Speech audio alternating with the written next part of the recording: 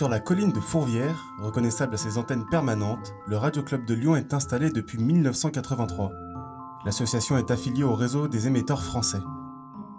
Le radioamateurisme est une activité ouverte à toutes les personnes ayant un esprit curieux, hommes ou femmes, jeunes ou moins jeunes, intéressés par l'expérimentation et les techniques de communication radio.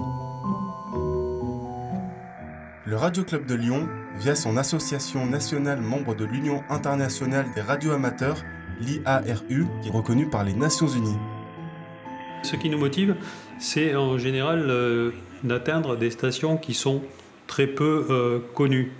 Si on reprend la répartition mondiale des radioamateurs, il y a beaucoup de radioamateurs au Japon. Il y en a très peu dans certains pays comme la Thaïlande ou d'autres pays. Donc, quand on arrive à contacter un Thaïlandais, pour nous, c'est une réussite. Amateur, c'est amoureux de la matière dont on s'occupe. Derrière le mot amateur, pour nous, il y a vraiment une connaissance technique. L'activité radioamateur bénéficie d'un statut réglementé. L'association REF 69 est centenaire. C'était la première section de radioamateurs en France. Avec des longueurs décroissantes à mesure qu'on s'éloigne du brin rayonnant. Alors l'espacement entre ces éléments qu'on appelle des éléments parasites, il s'agit d'une formation qu'on appelle la radioélectricité, c'est-à-dire des disciplines de la physique, l'électricité, disons tous les ingrédients qu'on va utiliser, nous, dans notre activité d'émission, réception d'amateurs. Pour devenir radioamateur, il faut obtenir ce qu'on appelle le certificat d'opérateur du service radioamateur qui est délivré par l'autorité de tutelle. C'est l'un des rares examens gratuits et en plus de ça, ça permet de rencontrer énormément de gens passionnés et passionnants.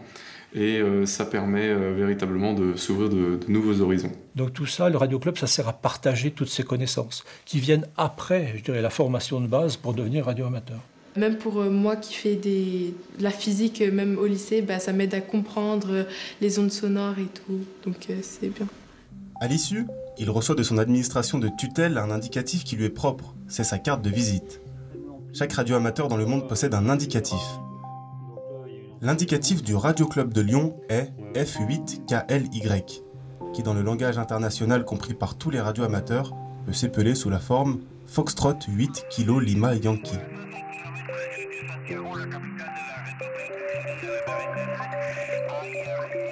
La planète radioamateur vit 24 heures sur 24, 365 jours par an. Elle vit en Morse qui est un langage universel au-delà des langues, en phonie, en images et maintenant avec des moyens numériques.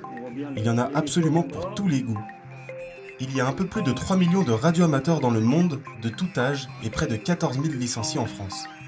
Aujourd'hui, je pense qu'avec une petite boîte d'allumettes, connectée à un PC bien sûr, on est capable de joindre le Japon ou des pays très lointains.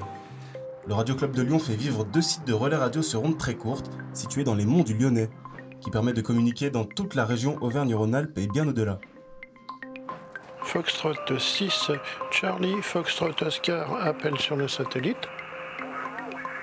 Il me semble que vous êtes une station du Gabon, donc je vous remercie d'avoir répondu à mon appel.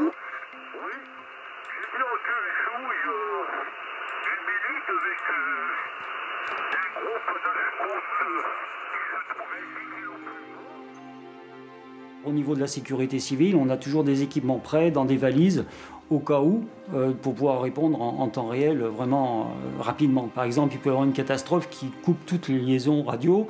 Nous, à ce moment-là, on peut être appelé à intervenir pour faire des transmissions en supplément. Oh là, 1, 2, 1, 2, allô. Chaque année, le salon Onde Expo à Lyon permet aux passionnés de se retrouver, d'échanger et d'assister à des conférences. Pour en découvrir plus, n'hésitez pas à nous contacter sur notre site internet.